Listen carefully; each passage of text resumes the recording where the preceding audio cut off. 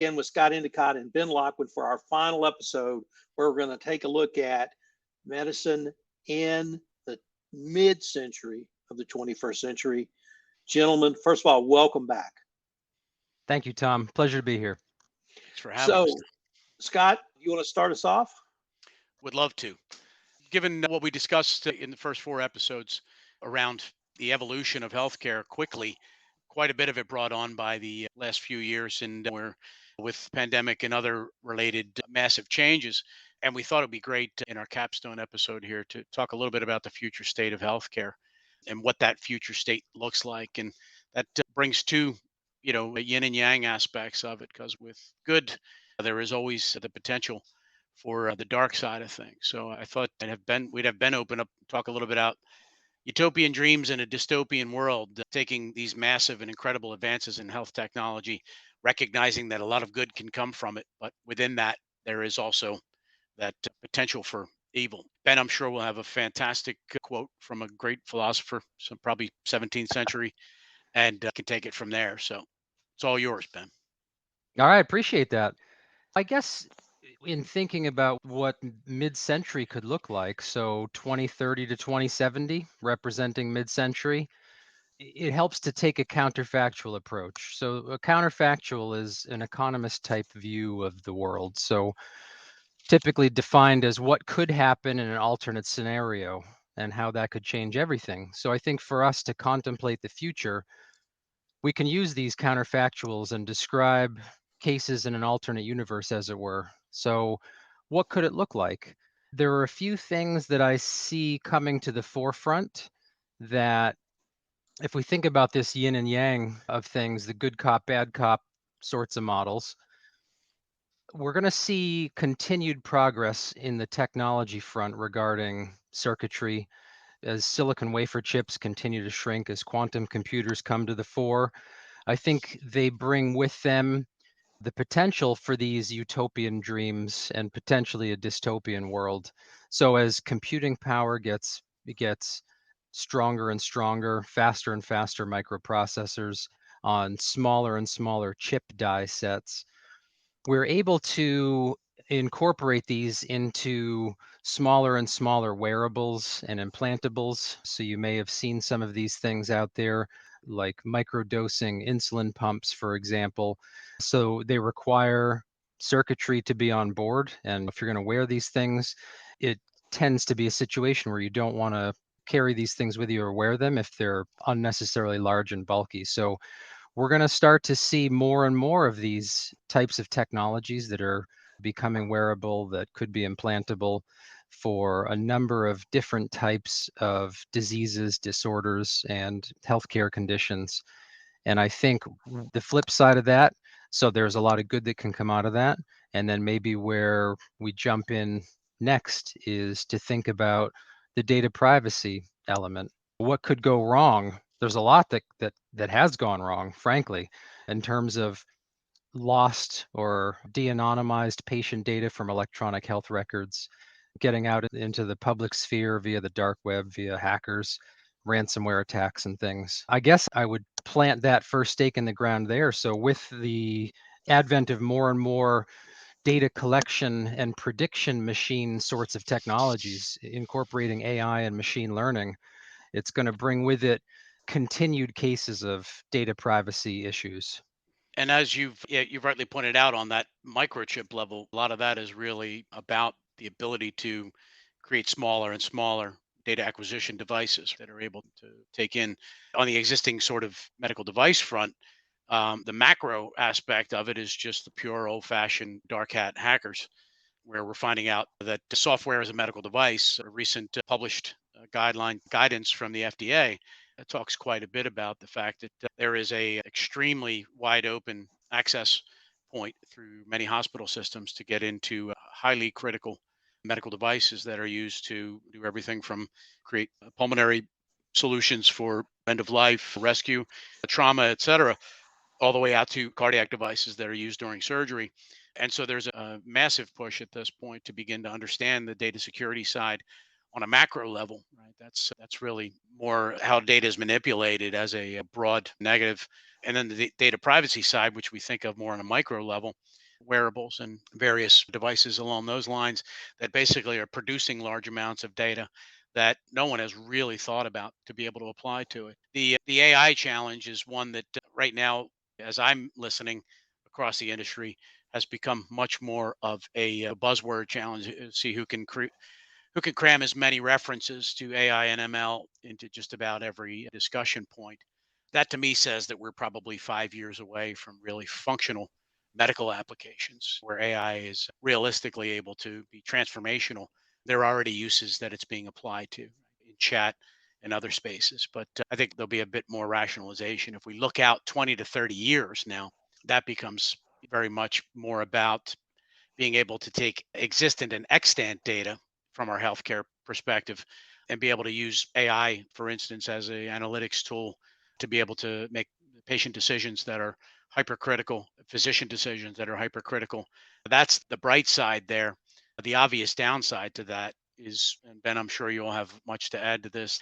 The downside to that is once we start to see where we're going, for instance, with genomics, where we went from learning about people's ancestry in a passive and positive way, if you will, in most cases, we've quickly gone from there to being able to access that data for, and Tom, you'll appreciate this as a, from the law perspective and the ethics perspective, that data is now accessible across the board for criminal investigations, right? To be able to look at that's a very rapid transformation. The downside risk in that sort of genomics data and that pointing data, if you will, from a healthcare standpoint, is you're creating an environment where you can begin to be very predictive about the validity of treatments that could possibly have been applied in past. There's already, for instance, there's already in some European countries, there's already precedent for making decisions about highly specialized rare disease applications for cell therapy, where the person's lifespan has already moved past a point where it would not be as beneficial as to a comparably younger patient. And that moved on to a insurer or payers books becomes a troubling lookout into how healthcare would be redefined. The positives are all the good things, the advances that can do technology wise. The downside is that data can be weaponized and in many ways to begin to restrict healthcare as well as create we'll call data security challenges that could get into both micro and macro risks. Yeah, I think what's interesting to me about it is as I think about the AI and machine learning, as I think about some of these wearable devices and how the technology is shrinking and getting faster. It was only 50, 60 years ago when supercomputers were the size of several rooms. You'd basically have a destination to go to do computing, to crunch numbers. And it really wasn't that long ago. And if we try to think about now, what's 5, 10, 15, 20 years, 30 years maybe out from now, those things that are completely invisible to us at the moment perhaps shouldn't be. It used to be that the total equipment computing cost for cars was about $300. That was the status quo, and now the average is over $5,000. And that's because we can fit more and more into smaller spaces. The technology gets more adaptable, smarter, insertable. And shrinking of things like cameras, MP3 players, phone circuitry, if you think about that, that allowed for them all to be crammed into one handheld device, thus allowing the original iPhone to exist. So there's currently microprocessors built on 5 nanometer dies, which allow us to put an incredible number of transistors on a chip. And so I think where we're going to see things going more and more is how can the computer begin to take over for human decision making?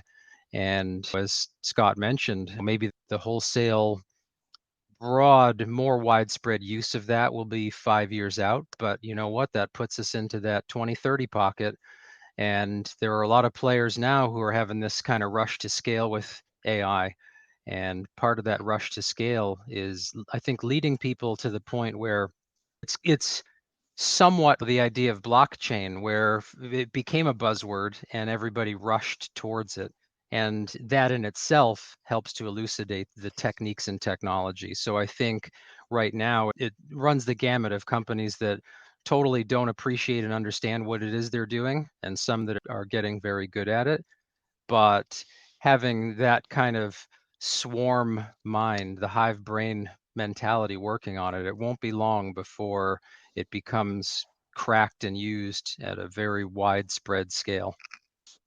No, you're dead on. Maybe let's talk a little bit, if you guys are up for it, on some of the data privacy stuff, because when looking at some of the news recently, I saw that there was an IBM report that came out and it showed that 550 organizations had a data breach between 2022 and 2023. That's healthcare organizations, by the way. And Yeah. those organizations, the average cost of the data breaches in healthcare tended to be the highest out of any industry. And it's interesting. So the average data breach cost for healthcare data is around $11 million. And that was up 8% from last year. And I think that itself was up about 50% from just a couple of years ago. That was in this IBM report. So not only does healthcare have some of the highest regulations out of any industry, but the expenses accrued from these data breaches in the sector are tremendous. I think the second most expensive data breaches were about half that, $5 or $6 million average per data breach for a corporation. And not only do you have malware and ransomware that's looking to steal this because the potential upside of the financial gain for those nefarious agents is high enough to make it worth their while, but the downside too is the loss and risk to patient data from their electronic medical and health records. That's something that I think, there certainly is no shortage of outlets where patient data is being collected, as we all know. So that's going to be something that just continues to spiral out of control, probably to a faster velocity than we've even seen it trend in the past few years. I would agree. If Moore's law applies, it'll apply across the board, both to good and negative aspects of technology growth. And so I think you're going to see both those things. Gentlemen, where do you see the patient in either delivery of healthcare services, the decision for healthcare, or another role? Do you want to hear my vision statement, You bet. Tom? It's that within 10 to 20 years, basically, you'll be, instead of receiving a bottle, you'll receive a small infusion port chip that plugs on, probably, or a patch that allows it to be administered transdermally. There's a lot of advantages to moving medications beyond the GI tract. That's where a lot of safety issues evolve, as well as dosing issues evolve from taking standard form small molecule medicines for the better part of many years. It's very difficult on your GI tract. The ability to infuse and even perfuse microdose of those types of very challenging drugs, things like chemo agents, et cetera, especially where you can target them now with, as we start thinking about the micronization of the diagnostic capabilities. So a lot of it is going to look like just either popping in your doctor's office or getting whoever's the version of Amazon is winning the day at that point to your front door as Jeff Bezos moves on into whatever part of the sky or ground he'll end up in. And at that point, now you basically open up your package, slap on your patch, tells you to maybe adjust your monitor, sync the two, or they auto sync to your phone, and everybody's automatically aware of everything that happens. That's the bright side to me of all this, that there is a path forward that presents a much stronger, better, faster version of what healthcare looks like. Gentlemen, as we move towards the end of this final episode, I wanted to give you both a chance for some final thoughts. We've had a great time together over these 5 episodes. Certainly been a big learning experience for me and hopefully for our audience. Ben, you want to start off with any final thoughts? Yeah, definitely. I see where we're going directionally, a future in which, whether it becomes our demise is in our control. And I see the potential for much greater upside than probably we've ever seen if we look back decade by decade into the past. One of the things that I think will control it, it'll come down to appropriate regulation and oversight. But I see more and more where medical decision making will be abdicated towards computing and machines.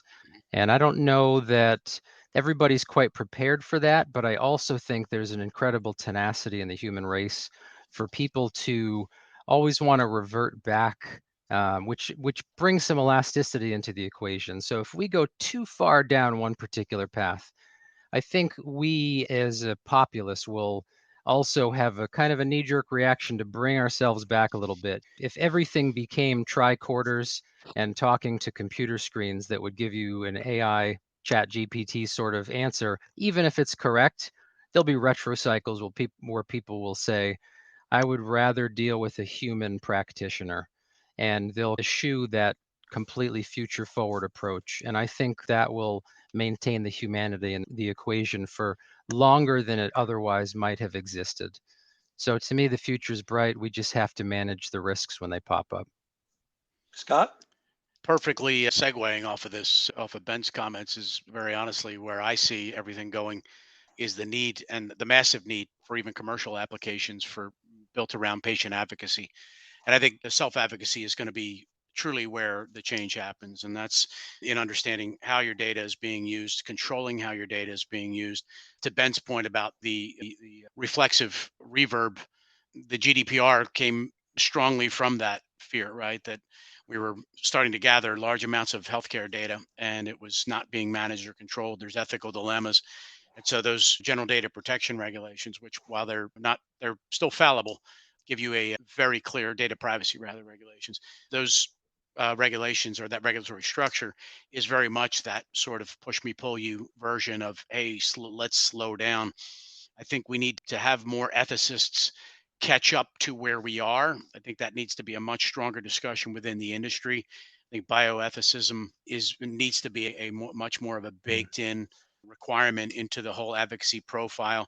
You're also seeing already a huge shift with patient engagement becoming part of the mix in most commercial and consumer marketing programs, even with bigger pharma. It's all about knowing what it is that you're taking into your body, knowing your body's own state and how it works, and being wise and a little bit risk averse to moving too quickly forward into new things that could potentially bring longer term challenges, especially from a medicines and therapy standpoint. Gentlemen, I wanted to thank you both again for taking the time to visit with me over this 5-part series, and I greatly look forward to our next conversation. Thank you, Tom.